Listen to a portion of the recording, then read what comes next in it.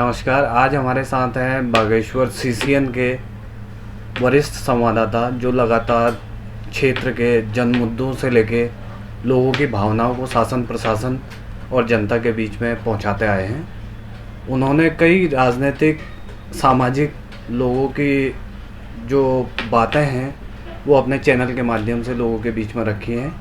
आज उन्हीं से बातचीत करने की हम शुरुआत कर रहे हैं। सीसीएन को 2 वर्ष पूरे हो चुके हैं, तो हम उनसे बात करेंगे। सर्वप्रथम स्वागत है उनका सीसीएन में, आप ही के अपने चैनल में। जी बहुत धन्यवाद। सीसीएन न्यूज को शुरू करने का जो आपका विचार था, ये कैसे आपके मन में आया? क्या आपने सोचा क्यों इसे शुरू किया जाए बागेश्वर? जी दरअसल ऐसा था कि मैं लंबे समय तक प्रिंट मीडिया में रहा हूँ, तो बीच में इसी तरह से कि मैं जब प्रिंट मीडिया को छोड़ चुका था तो प्रिंट मीडिया का पूरा जो है लोकप्रियता लगातार घट रही थी, तो मुझे लगा कि यार अब प्रिंट मीडिया को बाय बाय किया जाए। तो ऐसी जब एक दिन मैं ऐसी बाज़ार में था तो मुझे सीसीएन के जो चंडीगढ़ केबल नेटवर्क के हमारे डायरेक्टर साहब हैं जोशी जी, महेश जोशी जी, उनसे मुलाकात हुई। तो उनसे ऐसी चर्चा हो रही थी कि या कुछ करा जाए, कुछ नया करने की सोचा जाए। तो मैं तो कुछ और करने के मूड में था, लेकिन उन्होंने कहा कि आप इसको जो है एक न्यूज़ चैनल क्यों ना हम शुरुआत करते हैं, आप लंबे समय तक प्रिंट में रहे हैं, एक इलेक्ट्रॉनिक का क्रेज़ है, तो इलेक्ट्रॉनिक को शुरुआत किया जाए। तो मुझे लगा कि यार ये तो मैंने कहा कि यार मेरे लिए तो काफ़ी चैलेंजिंग हो जाएगा, क्योंकि मैं लंबे समय तक प्रिंट में रहा हूँ, इलेक्ट्रॉनिक का मुझे आइडिया नहीं है। तो जब मुझे ये लगा तो उन्होंने कहा यार मैं हूँ ना, आप करो उसको, तो जितना सपोर्ट हो सकता है मैं भी इसमें करूँगा। और उनका भी बड़ा सहयोग रहा जोशी जी का। तो मुझे लगा कि इसको शुरू किया जाए और लोकल का एक प्लेटफॉर्म देने का मेरा इरादा था। तो मुझे लगा कि इसको अगर शुरुआत किया जाए, तो ऐसी बस विचार आया कि हमने इसको फिर एक शुरू कर दिया। फिर जैसा कि आज देखने में मिलता है, सीसीएन काफ़ी लोकप्रिय हो चुका है बागेश्वर जैसे छोटे नगरीय क्षेत्र में। तो आपको शुरुआती दौर में क्या लगा, क्या विचार आया कि इतना फेमस होगा, या क्या इस पे आपकी रणनीति रही?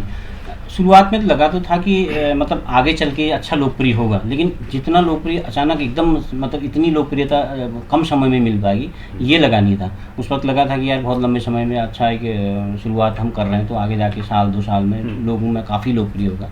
लेकिन 1-2 महीने में ही लोगों में इतनी लोकप्रियता होगी, मतलब लोगों को लगा कि यार बिल्कुल अपनी आवाज़, लोगों को लगा कि यार हमारी आवाज़ को अगर कोई आगे रख सकता है या प्रशासन तक या सरकार तक पहुंचा सकता है तो सीसीएन ही।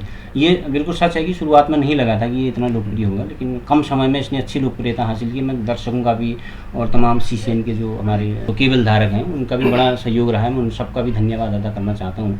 तो काफ़ी अच्छा रिस्पॉन्स लोगों का रहा। जैसा कि आपने बताया, आप लंबे समय से प्रिंट मीडिया के साथ जुड़े हुए थे, तो आपका ये जो सफ़र है 2 वर्ष का, कितना चैलेंजिंग आपके लिए रहा?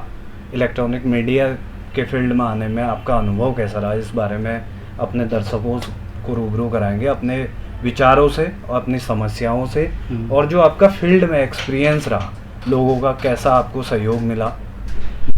हाँ, शुरुआत में मैं लंबे समय तक प्रिंट मीडिया से जुड़ा रहा हूँ, तो उस वक्त लगा था कि ये वास्तव में एक चैलेंजिंग रोल रहेगा मेरे लिए। तो क्योंकि प्रिंट का काम कुछ दूसरे किस्म का है, फिर इलेक्ट्रॉनिक में ऐसा है कि आपको फिजिकली अपनी प्रेजेंस वहाँ पर देनी होती है, न्यूज़ कवर करने में खुद ही जाना पड़ता है।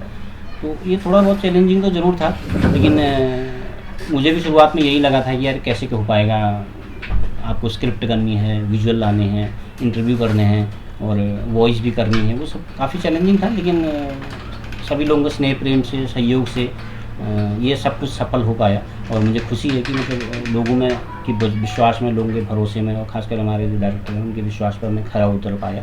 ये मुझे इस बात की खुशी है।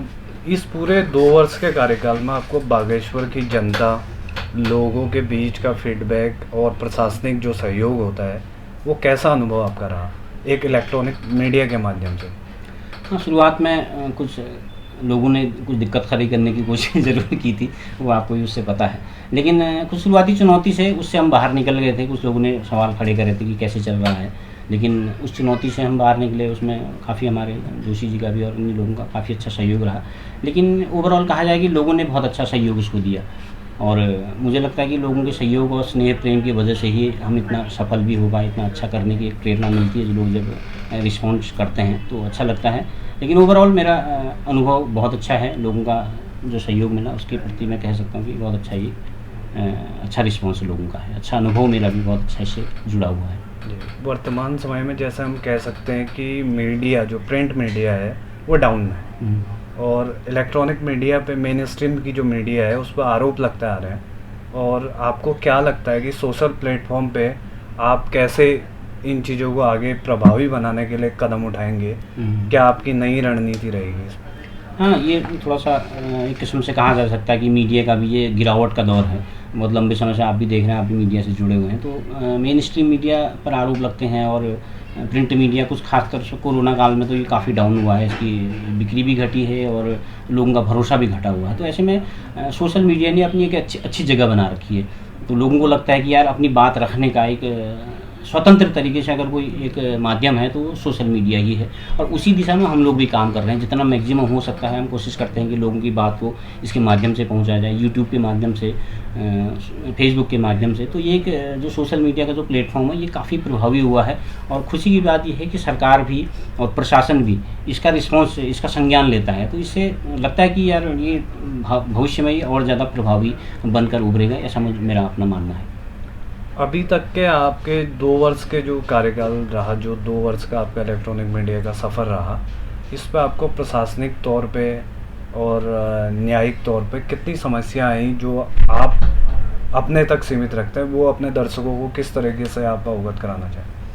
ऐसी समस्या तो कुछ जिसका मैं जिक्र करूँ, ऐसी तो कोई समस्या नहीं आई। लेकिन बस शुरुआती जो मैंने बताया था कि शुरुआती दौर में कि उस समय लगा था कि यार कहीं अगर बंद हो गया या कुछ ऐसी कोई परेशानी खड़ी होगी तो फिर क्या होगा।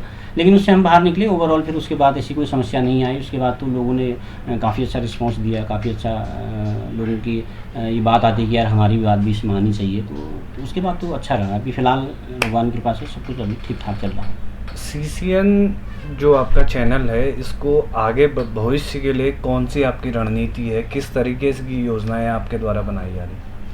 थोड़ा-सा अभी हमने, मुझे लगता है कि इसको हमने एक डिस्ट्रिक्ट बेस बना रखा है, जिला लेवल पर ही हम उसको सीमित करके रखा हुआ है। उसमें भी हमारे कुछ क्षेत्र फिर भी छूट जाते हैं। हम काफ़ी कोशिश करते हैं कि कांडा, कपकोट, गरुड़ ये पूरा हिस्सा हमारा कवर होता है। थोड़ा-सा कौसानी वाला हिस्सा हमारा छूटता है, काफली का हिस्सा वाला हिस्सा छूटता है। एक कोशिश यही है कि अन्य ज़िले भी हम अगर कवर कर सकें। एक बुलेटिन हम स्पेशली ऐसा बना दें, ऑल कुमाऊँ बना दें। एक बुलेटिन आधे घंटे का हम ऑल उत्तराखंड बना दें।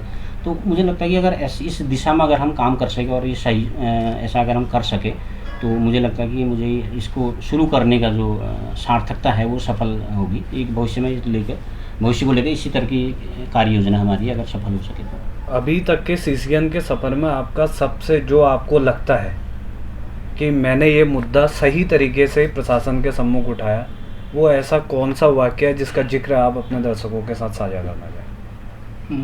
ऐसा तो बहुत सारे मुद्दे राजू भाई ऐसे हैं कि कई मुद्दे ऐसे हैं, मतलब प्रशासन मैक्सिमम मुद्दों में हमारा संज्ञान लेता है। कई ऐसे हैं कि कांडा का एक वाक़या है, उस महिला को बहुत लंबे समय से आवास नहीं मिला हुआ था। तो हमने उसको उठाया तो वहाँ के संवाददाता हमारे पंकज डसील है, उनका अगले दिन फ़ोन आता है यार इसका जो है प्रशासन से, एसडीएम से उनके पास फ़ोन आया था कि आपका जो आवास मिल जाएगा। कई मुआवजे की समस्याएं हैं, कई पेयजल की समस्याएं हैं, छोटी छोटी समस्याएं हैं, उनका प्रशासन संज्ञान लेता है और अगले दिन कुछ दिन एक आध हफ्ते में, सप्ताह में उनका जो है मामला हल हो जाता है। तो ये खुशी हमको तब होती है कि लगता है यार कि चलो हम कुछ लोगों का भला कर पाने में, कुछ गाँव वालों का भला इससे हो पा रहा है। जी, अभी तक के सफ़र में जो आपका मेन स्ट्रीम और इन मीडिया कर्मियों के सब माध्यम से अपने सीसीएन चैनल को जो आपका सहयोग निरंतर रहा है, लोगों के बीच में आप बने हुए हैं, किस तरीके का आपको एक मैसेज आने वाले जो मीडिया कर्मी हैं,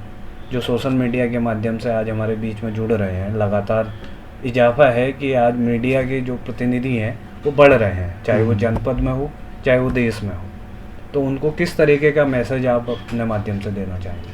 मेरे हिसाब से तो है एक जन सरोकार की पत्रकारिता की थोड़ी सी कमी ज़रूर आई है। अभी देश भर में मैं देखता हूँ कि एक एजेंडा पत्रकारिता कहें या कि गोदी मीडिया की भी आरोप लगते हैं, तो उस तरह की पत्रकारिता से हमको बचना चाहिए।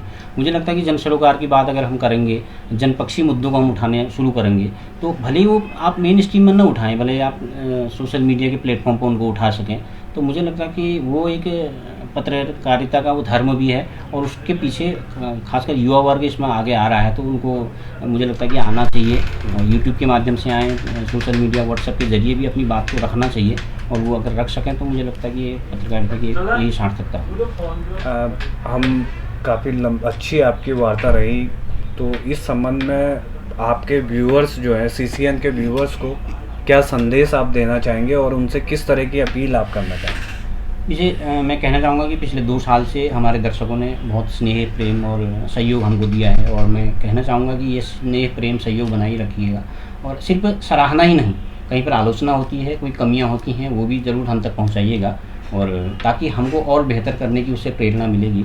और मुझे उम्मीद है कि सारे दर्शक अगर ये कर सकें और हमको सहयोग दें, हमको संदेश भेजें कि ये आपने गलत किया, इसको और बेहतर इस तरीके से कर सकते थे, तो मुझे लगता है कि हमको और बेहतर करने की प्रेरणा आप लोगों से ज़रूर मिलेगी। मैं अभी तक का जो आपका सहयोग रहा, मैं इसके लिए आपको बहुत बहुत धन्यवाद अदा करना चाहता हूँ। तो अभी आप लोगों ने देखा कि हमारे साथ चर्चा पे थे, वार्ता हुई, काफ़ी उनके अनुभवों को साझा किया उन्होंने जनता के बीच। तो वरिष्ठ संवाददाता, पूर्व दैनिक जागरण के ब्यूरो चीफ रहे हैं।